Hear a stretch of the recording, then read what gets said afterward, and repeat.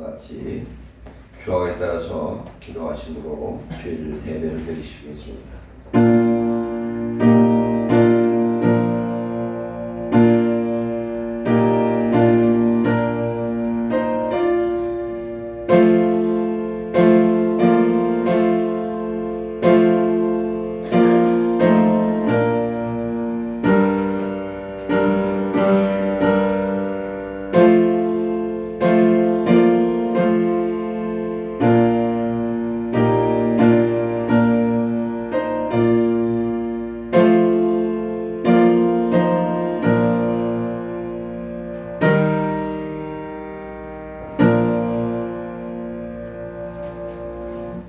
찬송가 27장 드리시겠습니다.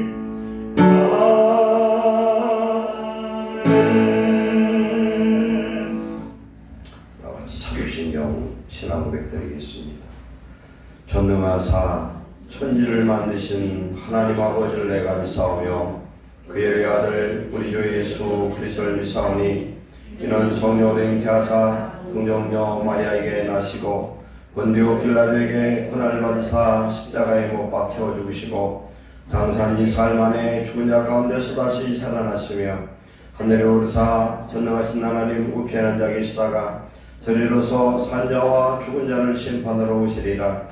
성령을 믿사오며 거룩한 공회와 성도가 서로 교통하는 것과 죄를 사해주시는 것과 몸이 다시 사는 것과 영원히 사는 것을 믿사옵나이다. 아멘. 찬송가 121장 드리시겠습니다.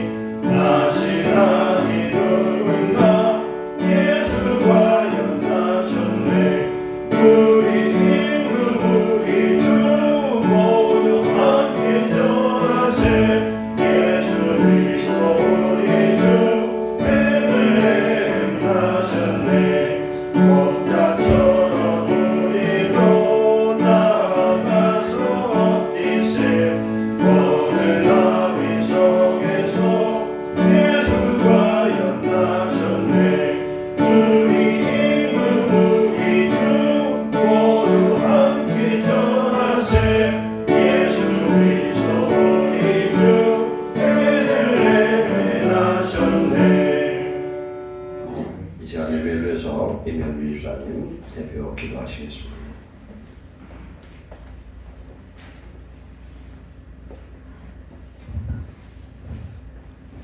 기도드리시겠습니다. 감사하신 하나님, 우리를 위해서 독생자 예수 그리스도를 이 땅에 보심을 보내주심을 감사합니다. 아멘. 아기 예수로 오신 주님을 우리가 정말 환영하며 기뻐하며 찬양하기를 원합니다. 아멘. 주님, 이 시간에 우리가 우리의 모든 것을 드려서 주님께 감사하며 영광 돌리는 시간 되기를 원합니다. 아멘. 그러나 주님, 우리는 지난 한 주간의 삶 속에서 주님과 아무 상관이 없는 것처럼 살았던 순간들이 있습니다. 주님, 저희들을 용서하여 주옵소서. 아멘. 주님의 그 은혜를 깨닫는 시간 되기를 원합니다. 아멘. 우리의 심령이 온전히 새롭게 되어 오신 주님을 축하하며 환영하며 경배하는 시간 되기를 원합니다. 아멘. 주님 도와주옵소서. 주님께서 함께 하시면 우리는 할 수 있사오니 이 시간 우리를 새롭게 하사 주님의 일꾼 삼으시고 주님의 영광의 도구로만 살 수 있도록 축복하여 주옵소서. 아멘. 주님 원하옵기는 우리가 주님 앞에 예배하기에 부족함이 없는 상황이 되기를 원합니다. 온 인류가 코로나로 인하여서 예배에 제약을 받고 일상생활에 제약을 받고 있습니다. 주님 도와주옵소서. 아멘. 주님께서 이 땅에 평안을 허락하여 주시기를 원합니다. 아멘. 그래야 온전히 예배가 회복되며 일상이 회복되는 은혜가 임할 수 있도록 하나님 축복하여 주옵소서. 아멘.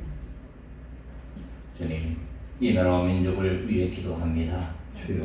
주님, 이 나라를 돌아보아 주시기를 원합니다. 아멘. 주님의 은혜로 주님의 도우심으로 지금까지 왔음을 잊지 않게 하여 주옵소서. 교회와 주의 종들과 우리 성도들이 먼저 깨어 기도하기를 원합니다. 아멘. 주님의 나라와 의가 이 땅에 이루어질 수 있도록 또한 자유민주주의가 수호될 수 있도록 같이 기도하게 하여 주옵소서. 아멘. 우리가 기도하지 못함으로 인하여서 어려움을 맞았습니다. 우리가 돌이키고 다시 한번 하나님 이 땅 위에 하나님의 성령의 역사가 일어날 수 있도록 축복하여 주옵소서. 아멘. 그래야 하나님 이 나라와 이 민족이 정말 주님 앞에 쓰임받는 귀한 나라와 백성 될 수 있도록 축복하여 주옵소서. 아멘. 말세에 땅끝까지 이르러 내 증인이 되라 하신 그 말씀을 우리가 수행할 수 있는 귀한 민족 될 수 있도록 축복하여 주옵소서. 이제 이 나라의 지도자를 뽑을 대선이 얼마 남지 않았습니다. 너무나도 혼탁한 중에 있습니다. 주님, 정말 하나님께서 세우실 필요한 자가 지도자로 선출될 수 있도록 인도하여 주옵소서. 나라와 백성을 사랑하는 자가 지도자로 뽑힐 수 있도록 하나님 도와주옵소서. 이 땅의 자유민주주의를 소화할 수 있는 자가 하나님 이 땅의 지도자로 설 수 있도록 주님 도와주옵소서. 백성들이 깨달을 수 있는 은혜를 허락하여 주시기를 원합니다. 하나님, 그 일을 위해서 교회가 믿는 자들이 깨어 기도할 수 있도록 하나님 축복하여 주시기를 원합니다. 오늘은 성탄 감사 예배로 드립니다. 주님, 우리를 위해서 2000년 전에 이 땅에 오신 아기 예수님을 우리가 진심으로 축하하며 우리 심령 깊은 곳에서 기쁨으로 감사함으로 맞을 수 있도록 하나님 도와주옵소서. 그래 우리의 삶이 주님을 닮아가는 삶이 될 수 있도록 인도하시고 주님과 동행하는 삶이 될 수 있도록 하나님 축복하여 주시기를 원합니다. 동방 박사들은 황금과 유향과 모약을 주님 앞에 예물로 준비해서 드렸습니다. 하나님, 이 시간 우리가 준비할 수 있는 예물은 무엇이 있는지 생각해 보기를 원합니다.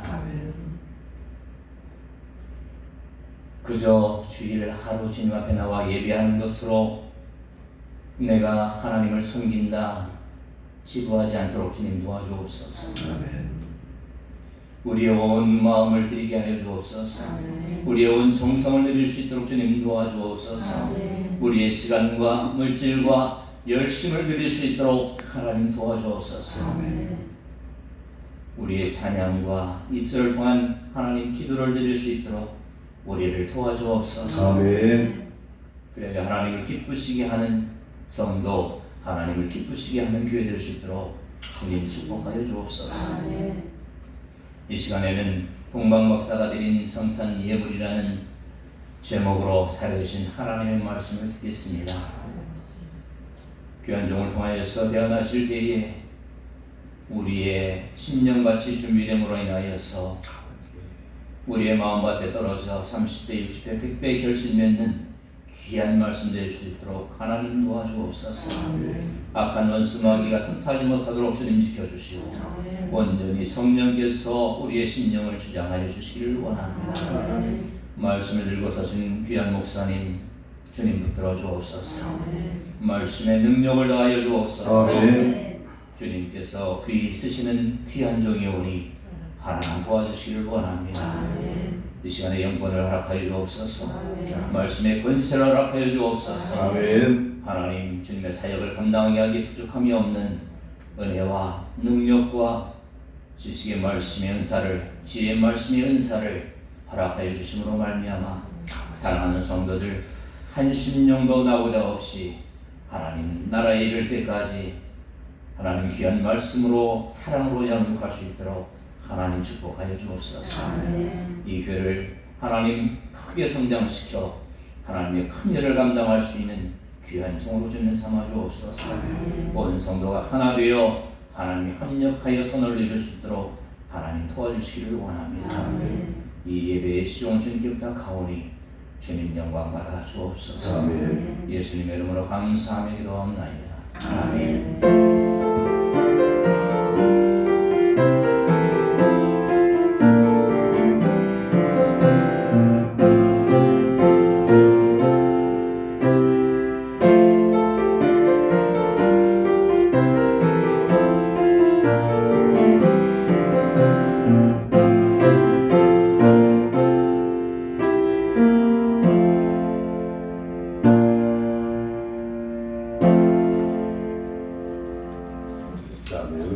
하나님 말씀 받겠습니다. 마태복음 2장 9절로 11절 말씀입니다.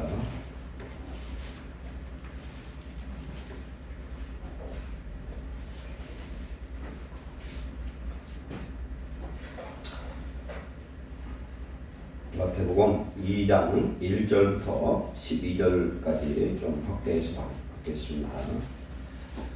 마태복음 2장 1절로 12절 교독합니다. 헤로드 왕 때에 예수께서 유대 베들레헴에서 나심에 동방으로부터 박사들이 예루살렘에 이르러 말하되 내 왕으로 나시니가 어디 계시냐? 우리가 영광에서 그의 뼈를 보고 그에게 경배하러 왔노라 하니 헤로드 왕과 온 예루살렘이 듣고 수동한지라. 왕이 모든 대제사장과 백성의 서기관들을 모아 그리스도가 어디서 나겠느냐 하니 유대 베들레헴이 오니 이는 선자로 이렇게 기록된 바 또 이르되 베들레헴아 너는 유대 고중에서 가장 작지 아니하도다. 내게서 한 다스리는 자가 나와서 내 백성 이스라엘의 목자가 되리라 하였음이니라.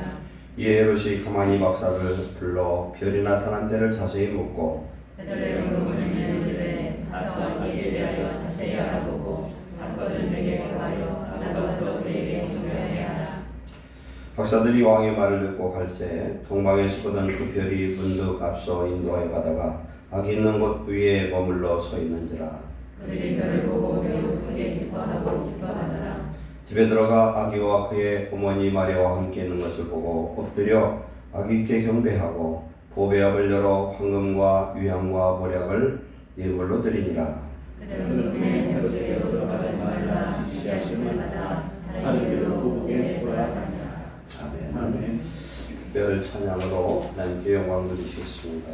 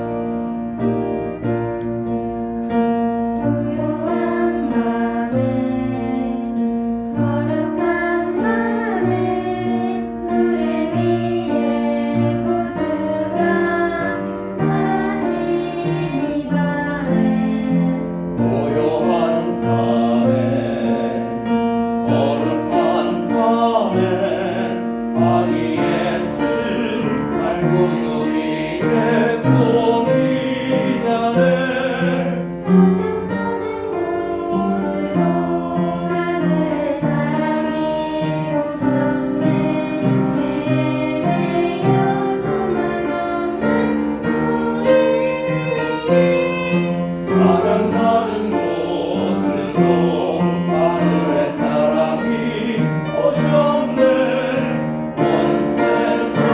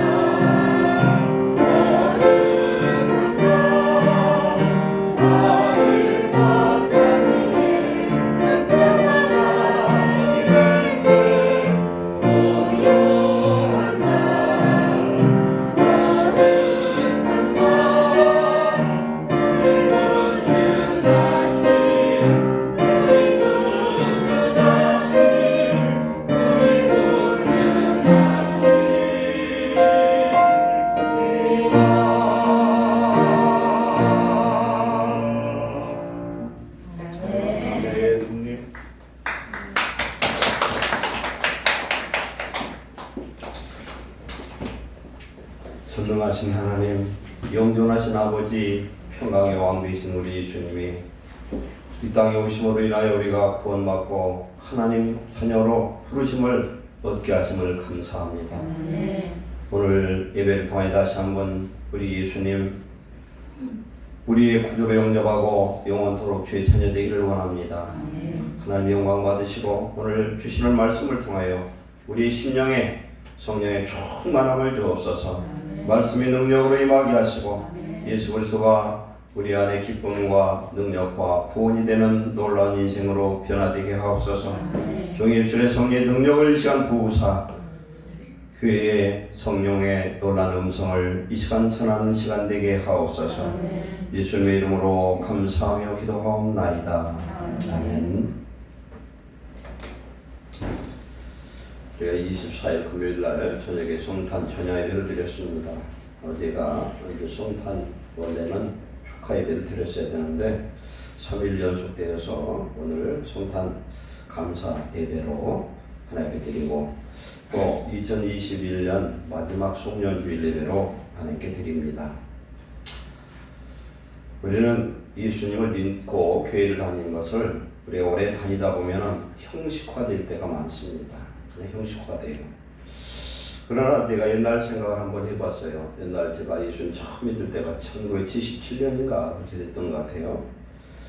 그때는 교회를 오려면 참 이런 차량이라는 게 없어서 그때는 이동수단이 제일 좋은 게 자전거밖에 없었고 제가 시골에서 예수님을 믿었는데 어떤 분은 30분, 1시간을 걸어서 교회 오는 분들도 많았어요. 근데 요새는 바로 옆에서 오는 분들이 많죠. 그러다 보니까 예배에 대한 이런 사모함, 그런 준비성 이런 게 너무 부족하다.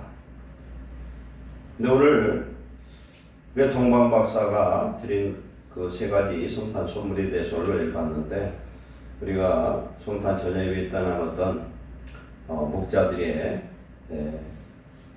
베들레헴 목자들이 예수님을 아기 예수님을 경배하는 그런 내용에 대해서 은혜를 나눴습니다. 우리가 구원이라는 것은요, 우리 하나님을 만나는 것이 구원입니다. 그래서 우리가 죽을 위기에 있는데 자기를 도와줄 수 있는 어떤 사람을 만나면 그 사람은 위기에서 벗어나요. 어떤 질병에 걸렸는데 아무도 이걸 치료할 수 없을 것 같은데 세상에는요, 신의가 지금도 있어요. 보면 어떤 의술에 있어서 어떤 뭐라고 하나님 주신 특별한 그런 은사가 있는 분이 있습니다. 약사도 그런 분도 있어요. 제가 오래전에 젊었을 때 대학 다니고 이럴 때에 그 위경련이 너무너무 심했어요. 배가 고프면 위가 뒤틀어지는데 감당할 수가 없이 아파요. 근데 이 약을 어떤 약을 먹어도 치료가 되질 않는데 우리 아는 분이 소개를 해서 서울에 있는 어떤 약국에 가서 그 약을 처방해서 2달 딱 먹는 딱 고쳐지고 지금 그때부터 깨끗해졌어요. 특별한 그런 은사들이 있습니다. 우리가 그 목자들을 보면은 우리 아기 예수님이 세상에 태어날 때에 맨 처음 예수님을 찾아와서 경배한 그런 사람들입니다. 우연이 아니라고 그랬습니다. 준비된 영혼들이다. 정말 하나님 기뻐하시는 사람들이었다. 그래서 성경은 아니지만 제가 설명한 것이 있죠. 이스라엘들이 가나안에 들어가 가지고 가나안 7 족속을 쳐부수고 땅을 분배를 다 얻어서 유다 족속에 속했던 한 족속이었는데 유다 지파에 속했지만 유다 족속이 아닌 사람이 있는데 이게 바로 겐 족속이었다. 누구냐면은 모세의 장인 이드로의 그 후예들입니다. 그 후예들은 모든 일을 다 마무리하고 유대 광야로 가서 목자 생활을 했어요. 그래서 그들은 포도원을 경작하지도 않았어요. 포도주를 안 먹었습니다. 경건한 삶이죠. 그리고 집도 짓질 않았어요. 유랑민족이에요. 그러면서 하나님을 섬기는 어떻게 보면 레위 지파보다 더 경건한 그런 지파였었다. 그래서 이스라엘 가보면 예루살렘 딱 벗어나면 남쪽은 광야예요. 유대 광야예요. 그쪽에 있는 이 목자들은 어떤 사람이었을까? 바로 그들이 겐족 속에 속한 레갑 족속이었을 걸로 저는 보거든요. 준비된 영혼이고 깨끗한 심령이고 누가 하나님을 만납니까? 심령이 청결한 자가 하나님을 볼 수 있고 만날 줄 믿습니다. 우리가 이렇게 예배를 드려도요. 준비된 사람만 오늘도 은혜 받습니다. 준비된 사람 하나님은 거기 앉고 계셔요. 누가 가인의 예배를 드리는가? 누가 아벨의 예배를 드리는가 알 수 있습니다. 준비된 사람들. 그래서 그들은 아기 예수를 만나는데 어떻게 만납니까? 가브리엘 천사가 내려와서 그들에게 알려주죠. 가서 인사하라. 첫 번째 메시아를 본 사람이에요. 그리고 두 번째로 여기에 나타나는 동방박사입니다. 동방박사는 동쪽에서 온 사람들이에요. 동쪽에서. 창세기 9장에 보면요. 노아가 술 먹고 뻘고하고 잠을 자는데 그때 함이 가서 그것을 보게 됩니다. 벌거벗고 있는 모습을. 그래서 그 동생, 그 형제들한테 가서 나발을 불어요. 근데 성경은 자세히 묘사는 않지만 함과 가나안이었던 것 같아요. 함의 장자 가나안. 그래서 누구예요? 노아가 깨어서, 술에 깨어서 이것을 보고, 그런데 이제 함과 가나안이 그랬는데, 야벳과 셈은 어떻게 합니까? 겉옷을 들고서 양쪽에서 뒷걸음질하면서 아버지의 하체를 보지 않으려고 덮어드리고 나와요. 그래서 그걸 보면 우리는 부모의 혹은 주의 종의 허물을 덮는 자가 큰 복이 된 줄 믿습니다. 그게 큰 복이에요. 웬만하면 남의 허물을 떠드는 것보다 덮는 자가 축복이 됩니다. 그래서 수리께서 일어나서 축복과 저주를 합니다. 창세기 9장 25절에 보면은 가나안은 이렇게 나옵니다. 가나안은 함의 아들이에요. 가나안은 형제들의 종들의 종이 되기를 원하고 셈의 하나님을 찬송하리로다. 셈은 우리 아시아 계통 우리나라가 지금 셈족이죠. 셈의 하나님을 찬송하리로다. 야벳이 셈의 장막에 거하며 야벳은 창대하기를 원하노라. 그리고 가나안은 뭐라고 했습니까? 그들의 종이 되기를 원한다.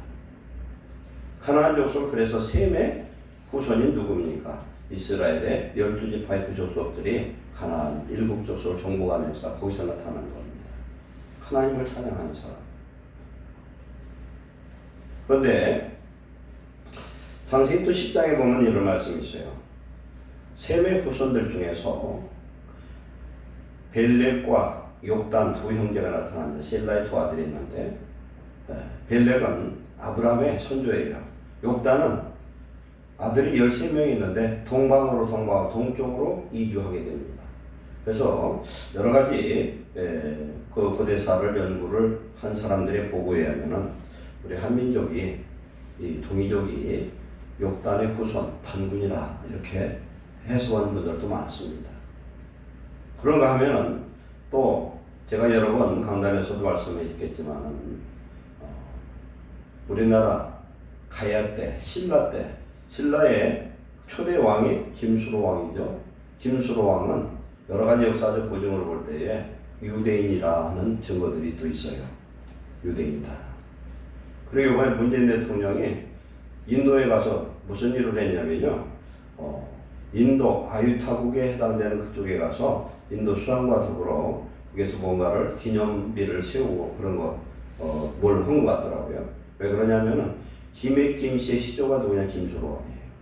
이것은 2000년도 이후에 서울대 의대 교수하고 여러 대 의대 교수들이 김해 김씨하고 허씨 이 두 집안에 대해서 연구한 게 있는데 김수로왕이 결혼을 하는데 그때 누가 왔느냐면 인도 아유타국에서 허황옥이라는 여자 공주가 와서 결혼하게 됩니다.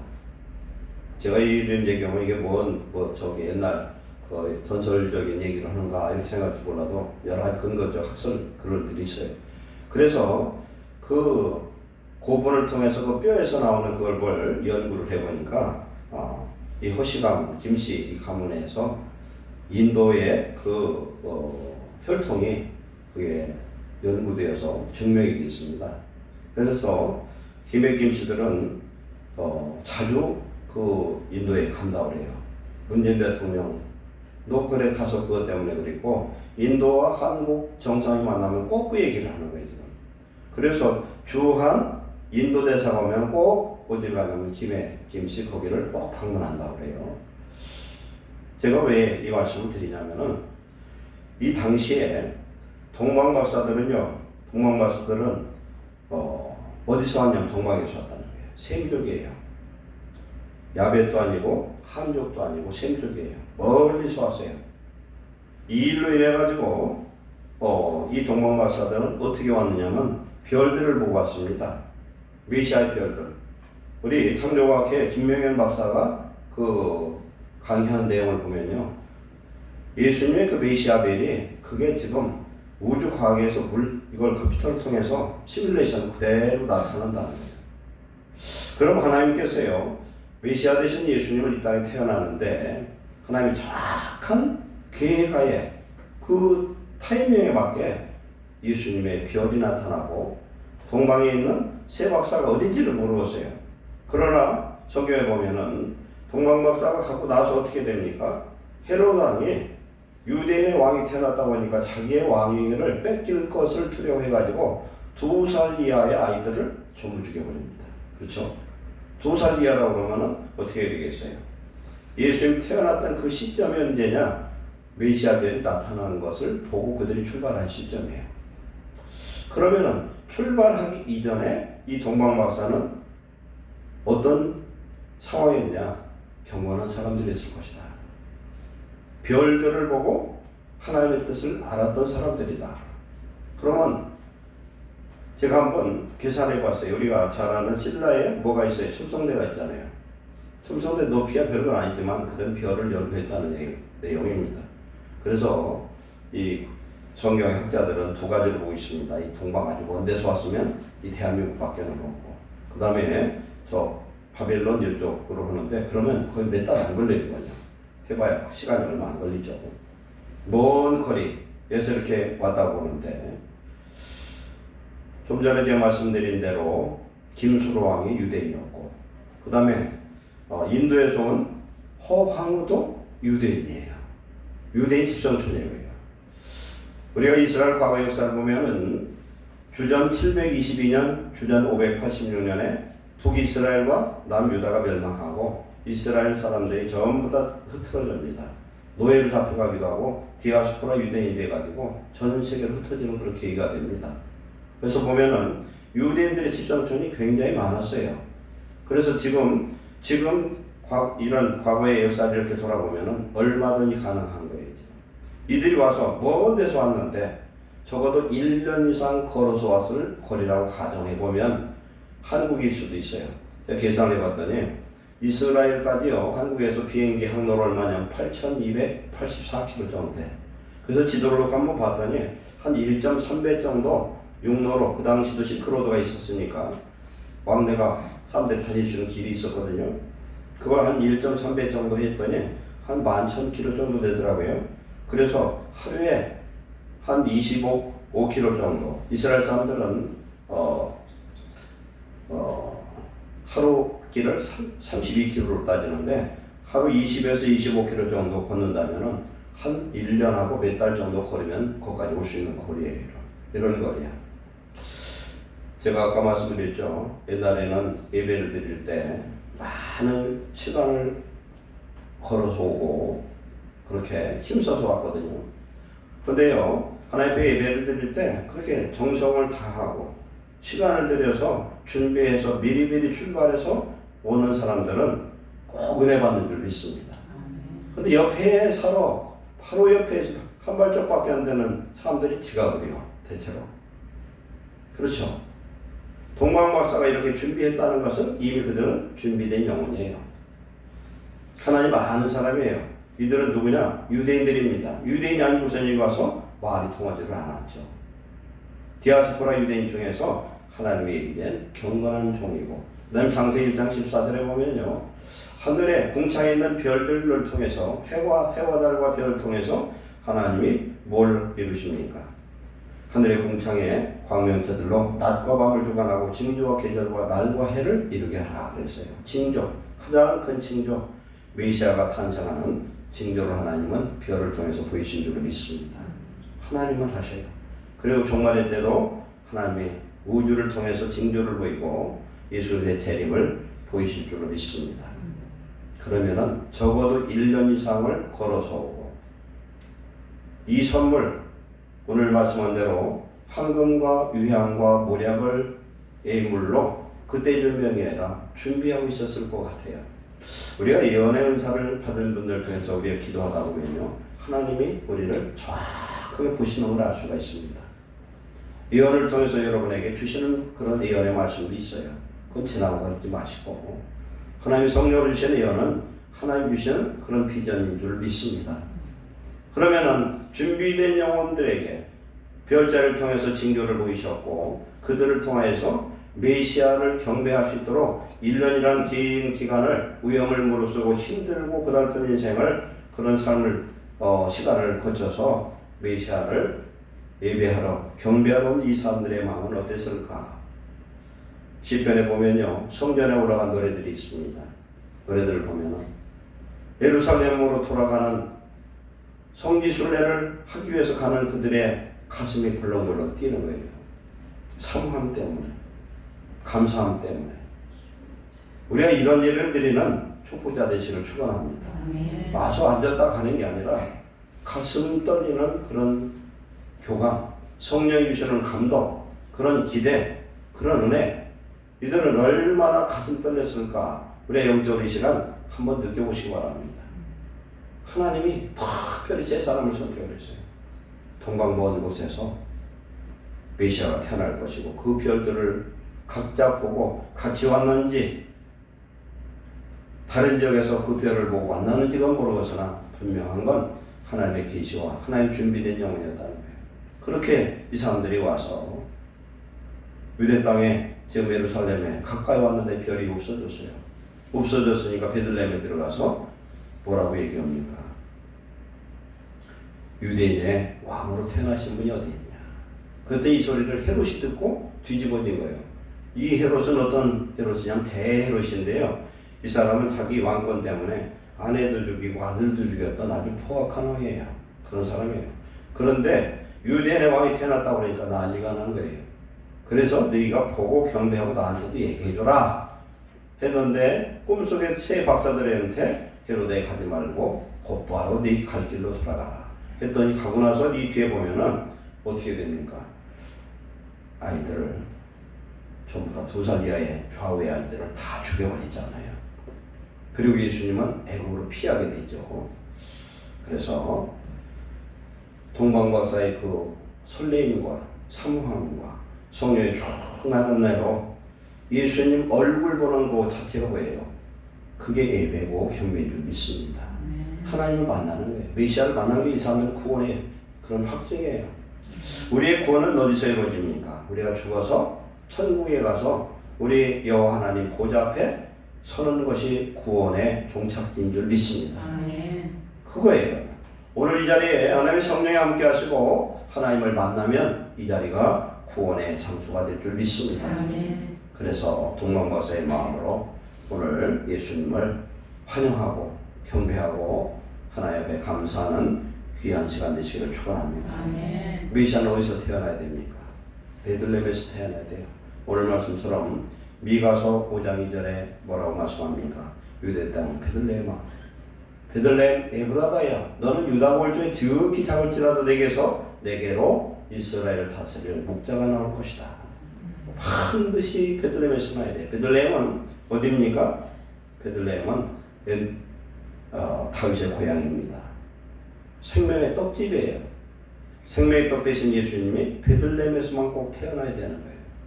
베들레헴에서도 태어나서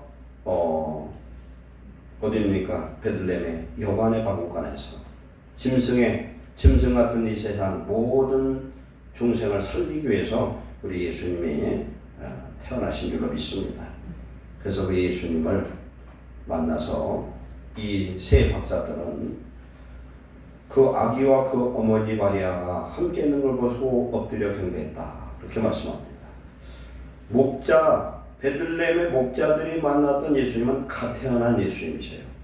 그리고 이 동방 박사가 이렇게 예배했던 이 아기는 조금 좀 시간이 지났어요.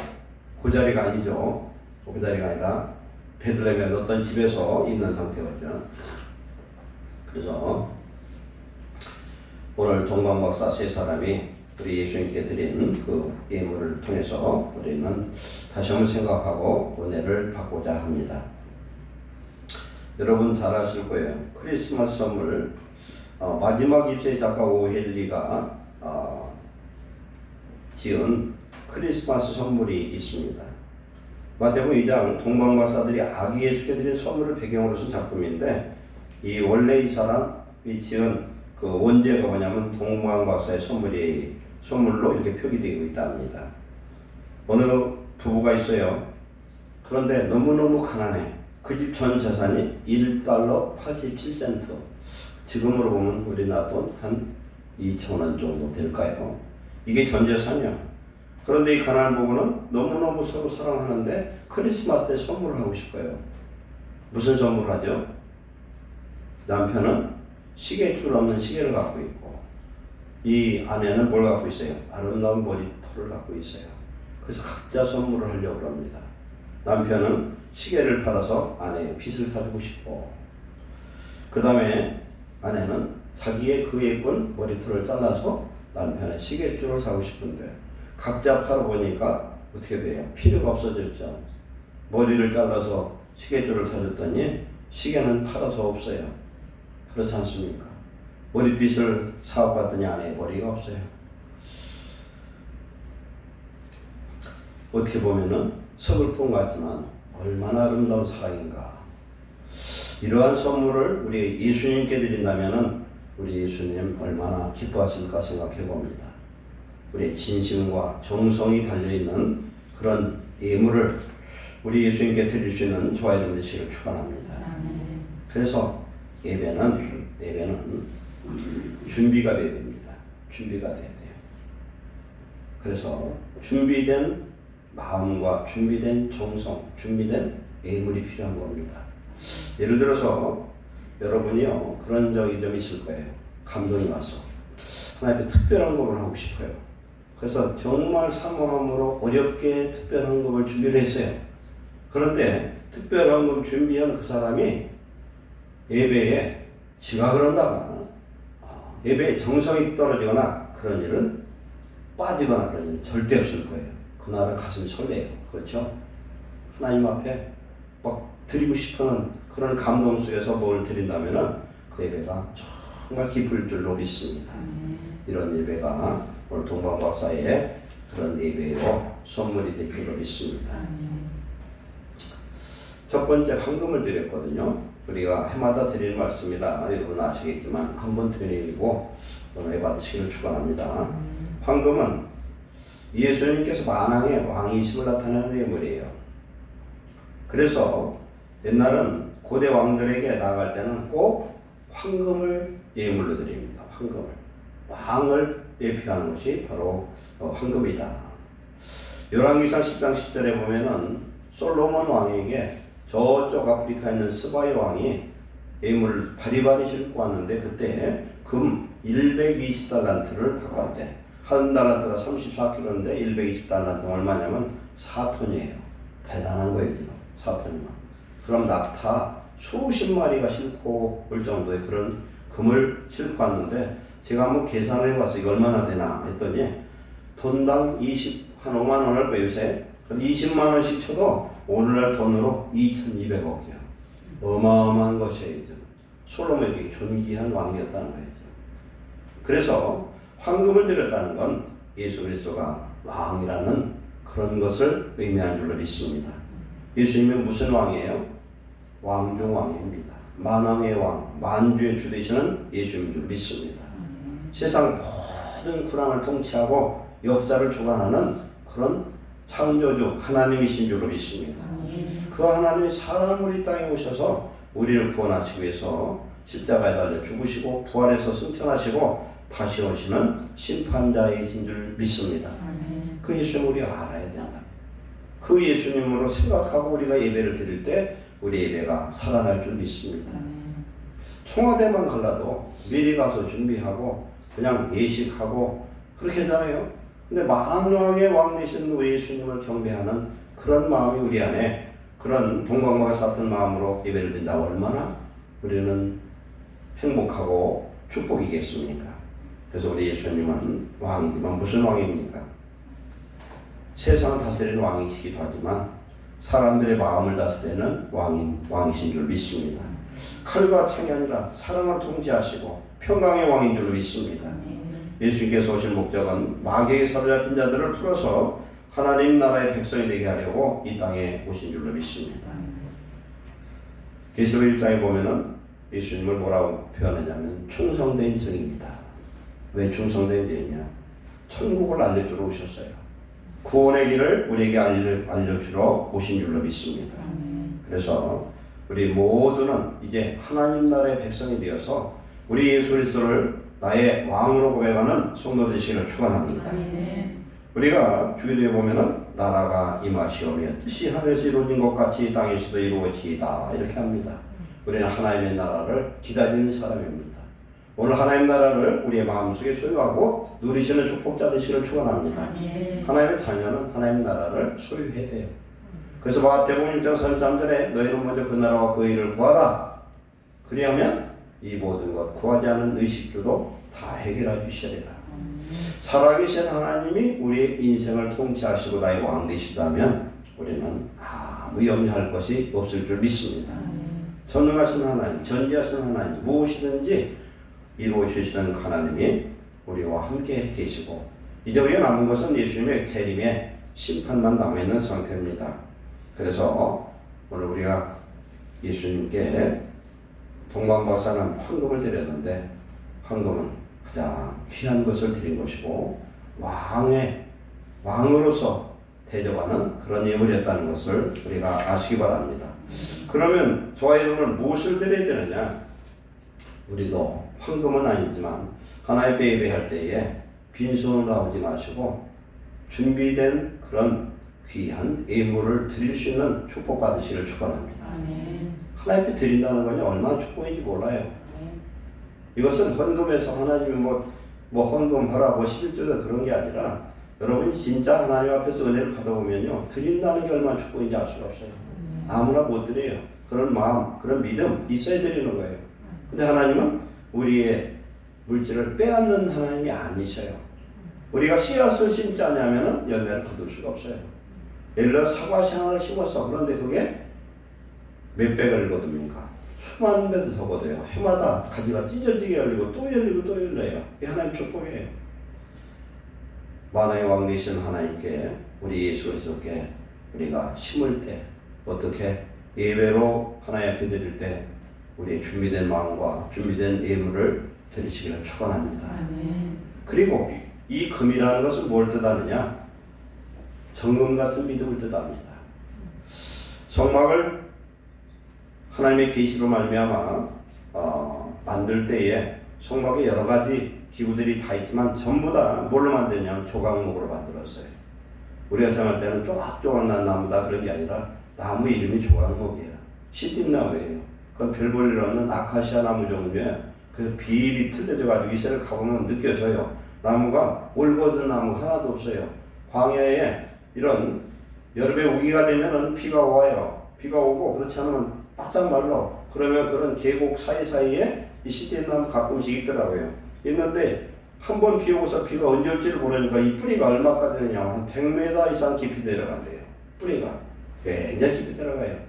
그런 나무니까 이렇게 똑바로 크지를 못하고 배 꼬여 있어요. 그런 나무를 통해서 성막의 기구를 만들어요. 세상에 저와 여러분을 보면요, 그런 시띠나무 같은 사람이요, 우리는 아무짝에 쓸모없고 땔감밖에 그것밖에 쓸모없는 그런 존재지만 하나님의 은혜로 말미암아 우리에게 금 같은 믿음을 주셔서 하나님의 성전에 기물로 하나님의 일꾼으로 쓰임받는 것을 감사하시기 바랍니다. 아멘. 금으로 덮으라는 거예요. 금으로. 안팎으로 덮으면 뭐만 보여요? 금만 보일 줄 믿습니다. 아멘. 예수 그리스도를 믿고 세례받은 사람은 예수 그리스도로 옷 입었느니라. 우리는 예수님 믿고 이제는 예수님의 형상을 닮은 귀한 하나님의 자녀 되시기를 축원합니다. 아멘. 사람들이 나를 볼 때 예수님 비슷해야 된다는 거예요. 비슷해야 된다. 하나님 자녀 같다. 저 사람 보니까 예수 믿어야 되겠다 하는 그런 사람이 돼야 되는데 오늘까지 우리가 잘못 사는 것을 회개하시고 주님 앞에 우리는 이제 온전한 믿음, 정금 같은 믿음을 드리는 귀한 성도 되시기를 축원합니다. 믿음이라는 건 뭐예요? 행함이 없는 믿음은 가짜라고 했잖아요. 이 믿음이라는 건 실상은 뭐냐? 바른 삶과 하나님을 믿음으로 말미암아 계명을 그대로 지키는 것을 의미하고 있습니다. 그래서 우리의 가장 귀한 것도 드리고 정금 같은 믿음을 드릴 때 우리는 동방박사에 황금 드리는 그 믿음과 동일한 축복을 얻게 될 줄 믿습니다. 욥기 23장 10절에 보면은 내가 가는 길을 그가 아시나니 그가 나를 단련하신 후에는 내가 순금같이 정금같이 되어 나오리라. 우리가 단련을 받고 환난을 받으면 사람이 어떻게 됩니까? 정결한 사람이 되고 깨끗한 사람이 되고 쓸만한 사람이 될 줄 믿습니다. 정금은 24번 불 속에 들어갔다 나온 것이 정금이에요. 그래서 99.99%의 순도 골드바가 되는 거예요. 지금 우리 하나님 안에서 이렇게 쓰임받는 하나님의 자녀가 되어야 되겠습니다. 계시록 3장 18절에도 말씀하는데 내게서 불로 연다는 금을 사서 부여하게 하고 그랬어요. 우리의 믿음은요 환난과 시련 속에서 단단해질 줄 믿습니다. 그래서 시편 119편 67절 70절에 보면은 고난을 당하고 환난을 당하고서 하나님의 율례를 배우게 되고 하나님을 깨닫게 되고 하나님을 찾게 된 줄 믿습니다. 이럴 때 우리 믿음이 정금 같아질 줄 믿습니다. 두 번째 유향을 드렸어요. 유향은 예수님께서 대제사장이심을 고백하는 그런 인물이에요. 유향은 레위기 2장 2절에 보면 제사장은 그 고운 기름 한 가루, 고운 기름가루 한 줌과 그 모든 유향을 취하여 기념물로 단 위에 불사를 지니 이는 화제라 여호와께 향기로운 냄새니라 이렇게 말씀합니다. 기름 가루라는 거, 기름을 어떻게 말렸는지 저는 모르겠는데 기름가루 한 줌에다가 그 다음에 유향이라는 것은 제사장이 이것을 태우면 어떻게 됩니까? 하늘로 올라가는 거예요. 향기, 향로. 이것은 뭘로 의미하냐? 기도를 의미합니다. 성막에 보면은 지성소를 가르는 휘장 바로 앞에 향단이 있고 거기에 향로가 있어요. 거기에서 향로에서 24시간 끊이지 않고 이 향이 타올라갑니다. 성도들의 기도는 끊임없이 계속돼야 될 줄 믿습니다. 성령을 기도하는 거예요. 원래 2장 2장 말씀은요. 기름은 뭘 뜻하냐면 성령이에요. 유향은 뭐예요? 기도예요. 성령으로 기도하고 끊임없이 기도하고 쉬지 말고 기도하고 항상 깨어있는 성도 되시기를 축원합니다. 그런 사람이 되는 거예요. 대제사장 되신 예수 그리스도 애기 예수님께 드린 예물은 예수님은 대제사장이라는 의미예요. 그래서 대제사장은 뭐냐면요. 제사장을 헬라어 그리스어로 그 단어를 봤더니 뜻이 뭐냐면요. 폰티덱스인데 다리를 놓는 사람이에요. 사람과 하나님과 다리를 놓는 십자가에서 이 종을 뜻합니다. 대제사장이라는 건 1년에 한 번씩 이스라엘 민족을 위해서 대속죄일 유대력은 7월 10일 날 순염소의 피를 들고 지성소에 들어가서 제사를 지낼 때 그 제사를 하나님 받으시면은 이스라엘 모든 죄를 용서해 주셨어요. 그것처럼 우리 예수 그리스도는 모든 인류 백성을 대신해서 당신이 대제사장이 되고 당신이 어린 양이 되어서 십자가에 죽으심으로 인하여 그 피 흘림을 통하여 우리 죄를 대속하신 대제사장인 줄 믿습니다. 그 대제사장을 의미하는 예표로 위함을 하나님께 드렸습니다. 그래서 저와 여러분은 예수님의 그 십자가 보혈을 믿음으로 말미암아 의롭다 함을 받고 하나님과의 이제 화목해졌고 하나님 앞에 이제 하늘문 열려서 예수님의 이름으로 기도하는 하나님의 자녀 된 것을 감사하시기 바랍니다. 그래서 제사장은 인간이 하나님께 나가는 길을 열어주는 사람이에요. 연결해주는 사람이에요. 디모데후서 2장 5절에 하나님과 인간 사람 사이의 유일한 중보자는 사람으로 오신 예수님밖에 없다. 피 흘림이 없으니 죄사함이 없는데 모든 인생은 다 죄인이지만 하나님이 사람으로 성령으로 잉태해서 오신 그 예수님의 십자가 보혈 아니고서는 죄사함을 구원을 얻을 길이 없음을 우리는 알아야 될 줄 믿습니다. 내가 곧 길이요 진리요 생명이다. 나로 말미암지 않고 아버지께로 올 자가 없느니라. 사도행전 4장 12절에 천하 만민에게 예수 그리스도의 이름 외에 다른 구원의 이름을 주신 적이 없느니라. 석가도 아니고 마호메트도 아니고 누구도 아니라는 거예요. 오직 예수님인 줄 믿습니다. 그래서 우리는 예수님의 십자가 보혈을 의지해서 하나님 성수에 담대히 나아가고 이제 하나님의 자녀로 부름을 받은 축복자인 것을 감사하시기 바랍니다. 예수님이 십자가에서 못 박혀서 운명이 다 가했습니다. 그때에 마태복음 27장 51절 인용하면 성소 휘장이 위로부터 아래로 찢어져 둘이 되었고 땅이 진동하며 바위가 터지고 무덤들이 열리며 자던 성도들의 몸이 많이 일어나며 자던 성도는 죽었던 성도들입니다. 예수님의 부활 후에 그들이 무덤에서 나와서 거룩한 성에 들어가 많은 사람에게 보이니라. 예수님이 십자가에 달려 딱 운명하자마자 무덤이 터지고 죽었던 성도들이 부활의 역사가 나타났다는 거예요. 이건 뭐예요? 예수님의 죽으심이 많은 죽은 영혼을 살리는 구원의 역사를 일으킨 줄 믿습니다. 위안을 드린 동방 박사를 우리가 본받아서 우리는 뭘 드려야 되겠습니까? 우리가 드려야 될 건 성전 향단에서 끊이지 않는 그 기도처럼 우리는 살아있는 동안 우리에게 주신 이 믿음의 특권, 기도를 쉬지 않는 축복자 되시기를 축원합니다. 기도를 쉬지 말아야 되겠다. 이 향이라는 건 뭘 합니까? 우리가 우리의 삶 속에 성도의 삶 속에서 그리스도의 향기를 또한 드러내는 자 되시기를 바랍니다. 내 안에 예수님이 가득 차면 예수님 같은 행동을 할 거고 내 안에 죄악이 가득 차면 죄만 짓고 엉뚱한 소리만 할 것이죠. 우리 안에 예수님을 충만해서 향기가 되는 향기의 기도를 드리는 축복자 되시기 바랍니다. 마지막 모략입니다. 모략은요 맛을 보면 되게 쓰다고 그래요. 써요. 모략은 써요. 이건 어디다 써먹느냐? 장사 지낼 때 방부제로 써요. 예수님 장사 지낼 때도 보면 니고데모와 그 다음에 또 누구죠? 아리마대 요셉이 자기의 묘실에다가 예수님을 모시고 니고데모는 그때 한 37kg나 되는 침향과 모략을 갖다가 향품으로 쓰게 됩니다. 썼는데 바로 방부제고 향료입니다. 왜 향료를 넣느냐? 시체가 썩을 때 냄새가 얼마나 지독해요. 그걸 막아주는 거예요. 그리고 썩지 않게 하는 그런 일이에요. 그러면은 예수님께 왜 이 모략을 드렸느냐? 예수님은 선지자로서 천국을 증언하시고 죽으실 것을 예표하는 거죠. 십자가에 달려 죽으실 것을. 그래서 대선지자 되신 예수님이 고난받고 죽으실 것을 그걸 예표하면서 예수님께 드린 선물이라고 우리가 볼 수가 있습니다. 예수님이 십자가에 달렸을 때에 뭘 줬느냐면요. 모략을 섞은 포도주를 드렸지만 마시지 않았습니다. 목요일 날 예수님이 마지막 만찬을 하면서 그렇게 합니다. 떡과 포도주를 떼면서 내가 이 세상에서는 아버지 나라에서 포도주를 마시기 이전에 이 땅에서 포도주를 다시 안 마신다고 했어요. 그러더니 십자가에 달려서 물과 피를 쏟으면 갈증이 이루 말할 수가 없어요. 그리고 아픔이 얼마나 아프겠어요. 사지가 찢어지고 내려앉아서 숨을 쉴 수가 없어요. 그때 모략 섞은 포도주를 드렸지만 예수님은 마시지 않았습니다. 왜 그랬습니까? 고통 자체를 그대로 다 감당하신 줄로 믿습니다.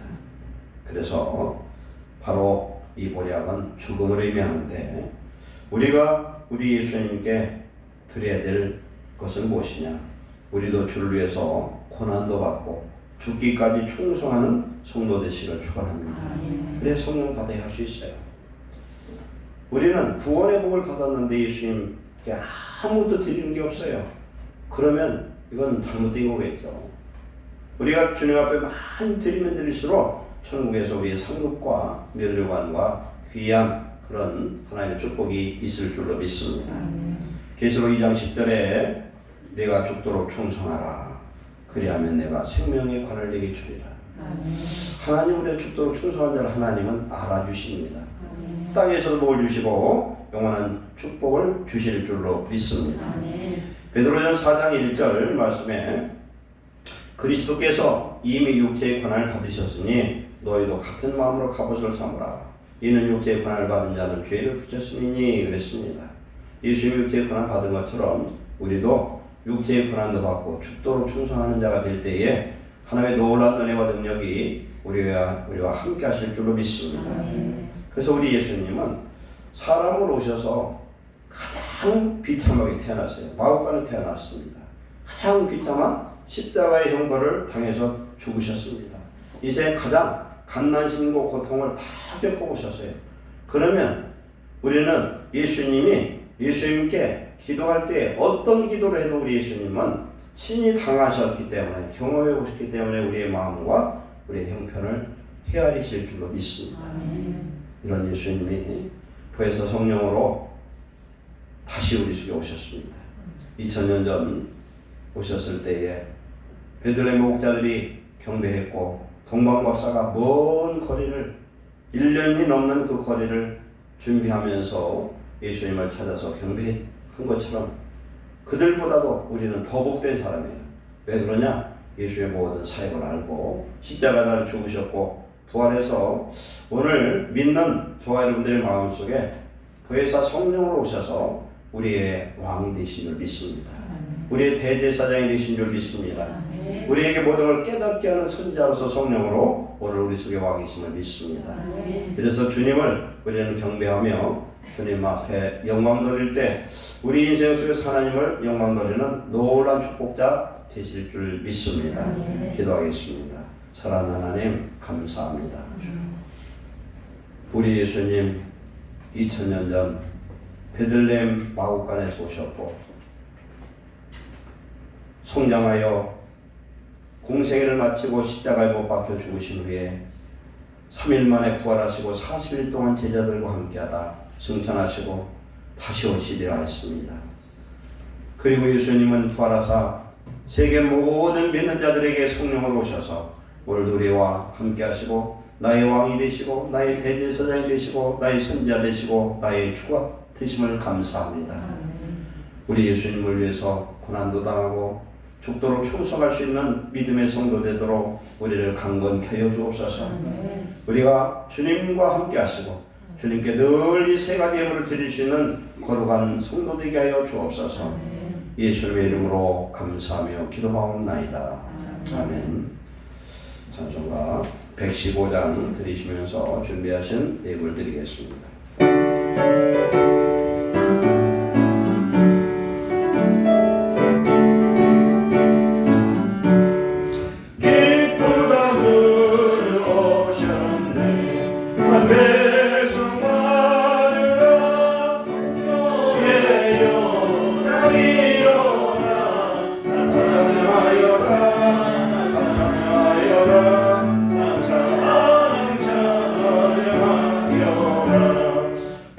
새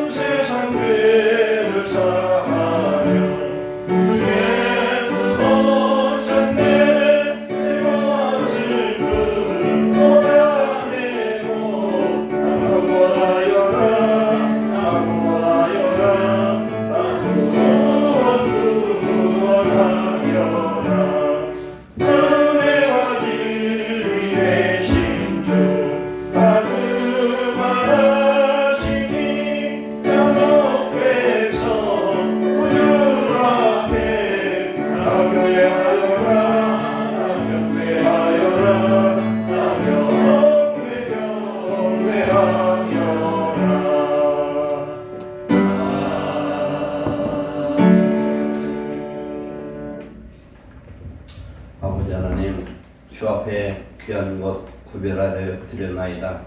11조와 감사와 성탄 감사와 주일헌금과 성교헌금 여러 가지 또한 강단에 드리는 헌신과 주께 드리는 아름다운 마음들을 받으시고 하나님 복을 내려주시되 이 땅에서 하나님의 영광을 드러낼 수 있는 자녀들 되게 하옵소서. 우리의 믿음이 변질되지 않게 하시고 가장 귀한 것을 드리며 우리 예수님을 나의 왕으로 삼게 하시고 항상 주님의 음성을 듣는 하나님의 자녀 되게 하시며 말씀대로 승리하는 거룩한 백성 되도록 축복해 주옵소서. 이 땅의 물질을 다스린 자 되게 하시고 환경을 다스린 자 되게 하시고 질병도 다스린 자 되게 하시고 특별히 우리의 마음을 성령으로 다스림을 받는 귀한 축복자들 되게 하옵소서.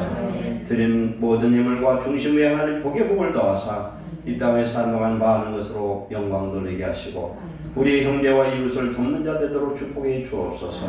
예수님의 이름으로 축복하고 기도하옵나이다. 아멘. 광고 말씀드립니다.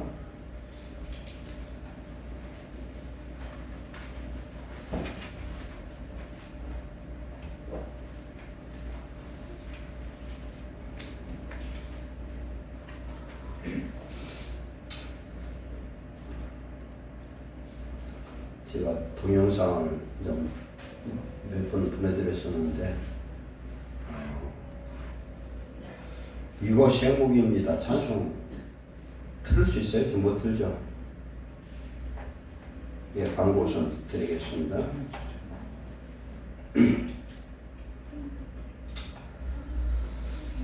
코로나 치료제가 이제 나오기 시작하는 것 같아요. 코로나 치료제가 벌써부터 나온 것으로 알고 있는데 코로나 치료제가 나와서 이제 코로나 때문에 백신 안 맞고 예배 장애받지 않고 자유할 수 있도록 이걸 놓고 계속 기도하시기 바랍니다.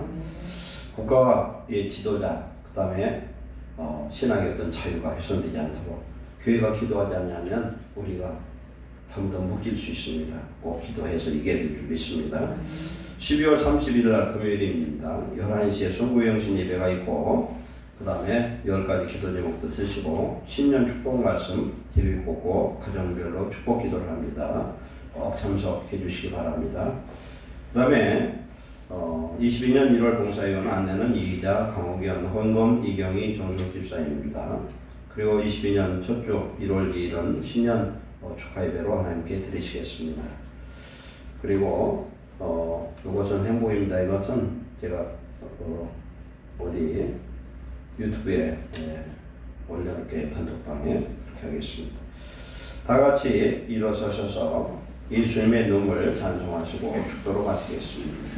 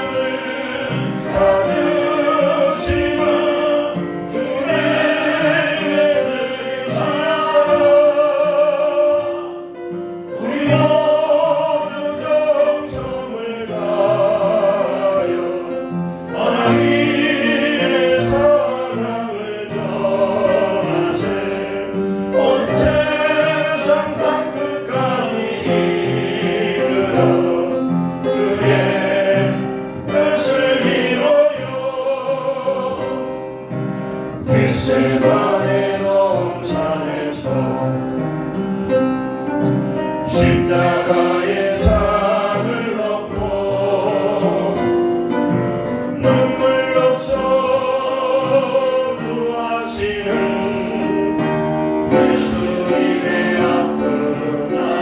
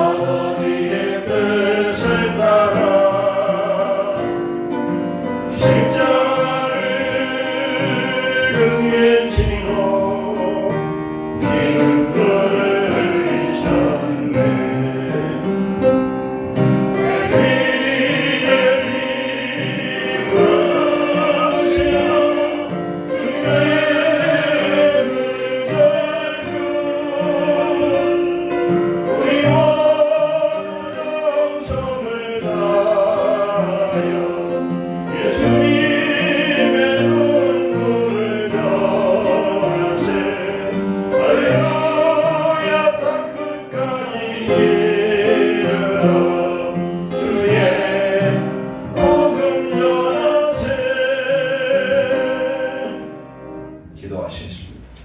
이제는 우리 주 예수 그리스도의 크신 은혜와 아버지 하나님의 한량없는 사랑과 성령님의 내주교통 승리케 하심이 사랑하는 예배한 모든 성도들 모두 위에와 가정과 직장과 사업장 위에 그리고 이 나라의 민족 위에 이제부터 영원토록 함께 있을지어다. 아멘.